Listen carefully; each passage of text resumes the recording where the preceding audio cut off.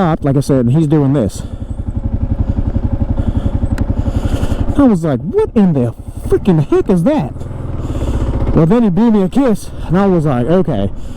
And the way he did it was like a gay guy would do. Hi guys, welcome back to my channel. Today we are going to take a little ride on the wild side. Yeah. Now, we're going to take a little ride down to Humpback Bridge, I say.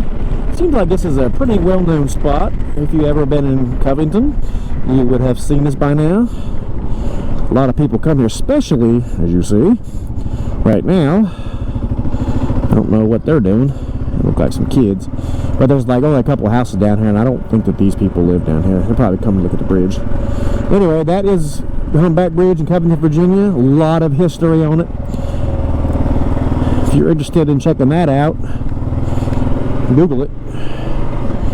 It's a pretty awesome little story behind it. Anyway, we're gonna get on down the road here. Gonna kind of take my motorcycle off-road a little bit, and yeah, it was earlier in the day they opened a really severely rugged Jeep trail that has been on several YouTube videos. Well, I don't really watch them, but I've seen 2 or 3 where people have taken, you know, like not really, I don't know if it's a KLR or not, but I know they've taken motorcycles up there.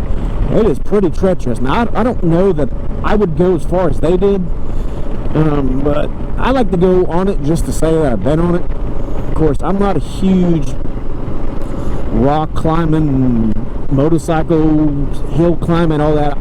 I really just don't give a crap about that. Thank you, buddy. And, you know, I'd rather just, you know, go on the back road and enjoy my ride. Kind of like I'm doing now. This will tell you how long this video was. My wife was the manager of Friedman Jewelers, and she worked an awful lot, you know, because she's a manager. And I would have our youngest, McKenna, so we would walk on this road, and anyway, down there at the Humpback Bridge, it used to be, now I don't know if it is now or not, but it used to be that the gay people after 4 o'clock, I don't know why 4 o'clock was the big thing, and I'll tell you how I know all this when it's all said and done. It was a little story, but they would go down to Humpback Bridge, and if you, now see, I always like to be safety oriented, so I would always drive with my headlights on, and I had a 96 Nissan Altima and a 96 Nissan truck. So I had both cars. You know how now most cars have daylight running lamps. Well, neither one of them did, so I always turned my headlights on when I drove. Well, when I drove down there, I had the running stroller and got my daughter out. Well, when I passed Humpback, come around there was a truck sitting there. Now, I know the person, and he is gay. I didn't really know him that well then, but like I said, this whole story will come to light here in just a second.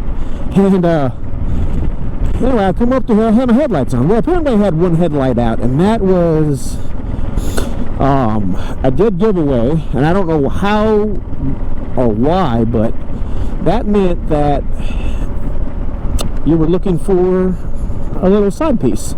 So when I turned the camera on back there, right when I started talking about this, there was a pull-off spot, and I don't know if it showed in the camera or not. If it does, if it did, I will kind of show you on, you know, like a little clip. I'll insert it right here, and if not, well then obviously it's, you didn't see it on the camera. But I went by it, and oh my gosh, wow, they I almost slipped. There was some slippery, wow, that was unexpected. So they put some new gravel down here. This is the last time I've been here. Anyway, so sorry about that. So I went by there, and I guess he, like I said, thought that I was looking for something. And of course, he couldn't see my daughter in the back. Got to the place, undid the walking stroller, running stroller, jogging stroller. Got it out. I was on the opposite side of the road. I was facing back towards Humpback, that bridge, and here he come. Well, I was just down, like I said, getting out. I looked up, and he's almost parked there, and he's doing I had to stop and show you real quick because this really will tie the whole story together. Like I said, he's doing this. I was like, what in the freaking heck is that? Well, then he blew me a kiss, and I was like, okay. And the way he did it was like a gay guy would do it. Now, I'm gonna stop right here and tell you straight up. I have no problem with gay, lesbian, whatever, trans testicle or whatever you are, as long as you don't try to put that crap on me. Well, when he did that, I lost my shit. Believe me, I was like, what? I mean, if anybody that knows me is watching, they'll be like, oh yeah, I can see it. They call me red at work because they say I have a short fuse, and of course they say I'm a redhead, which I'm not. But anyway, so I was pissed. Well, then he went up about 30 yards, and in his truck, because he had a sliding glass, he stuck both hands out the back and did it again, and he said, hey, and I was like, oh my god. Well, even to this day, I always have an axe in my truck, not because of anything except when you're on a road like this, you're in a truck, sometimes you need to, you know, possibly hatchet a tree or whatever. Well, I got that thing out because I didn't know if he was coming back. And here I am with my 2-year-old daughter, and there he is doing that stuff. I'm about to lose it. I was screaming at him. Of course, I didn't brandish the axe or nothing, but I had it in the stroller part, so just in case he came back, I was going to chop his ass up. I had it. I mean, well, got the girl in the car, or the stroller. We started walking, and he was at the top of the hill, just right out of sight where I could see him, still doing that shit. So I screamed at him, come on back here, come on daddy, blah, blah, blah. Well, then he sped off. We went up a little further. Well, I had enough then. I called, 911, because here I am, didn't have my pistol with me. Hell, I didn't even think I needed at that point. And here he is.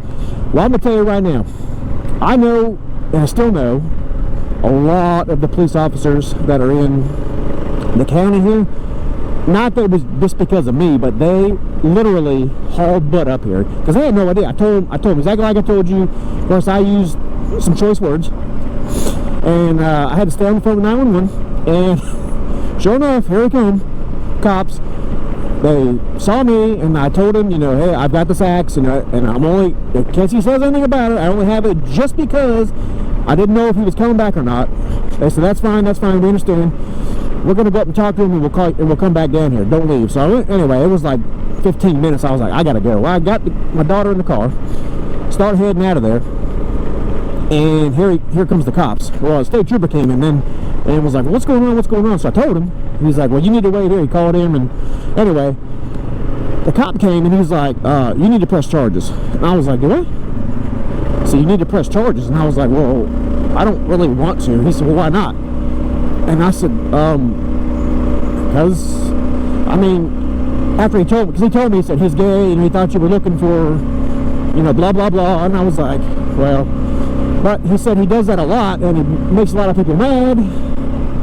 And I was like, well, I'm not pressing charges on him because I'm just not, I just said, I want him to leave me alone. Well, to make a long story short, I got home, and the cops called me back, and they was like, you have to press charges, otherwise we're going to press charges, we're going to subpoena you to court. And I was like, you've got to be kidding me. I said, I should have never called you. I was mad then. I said, all I wanted to do was just make sure my daughter was safe, and now you're going to tell me I have to do all this? Not cool. So I told him that I would fight it in court. I would say that I wasn't going to do it, and blah, blah, blah. And he's like, okay, well, we'll call you back and let you know. Well, anyway, nothing ever came of it, and he apologized to me, and I still see him periodically through the town. But yeah, it was really a terrible situation. Guys, has anything ever happened to you like that? Because, honestly, like I said, I don't have no problem with any gays or whatever, but I seem to be a homo magnet for some reason. I don't know. Anyway, all right, guys, I'm gonna get off here. This has been a long enough video. I hope you enjoyed it, and it's the true fact. Well, if you like what you see here, like and subscribe. God bless, and we'll see you on the next one, guys. Have a great day.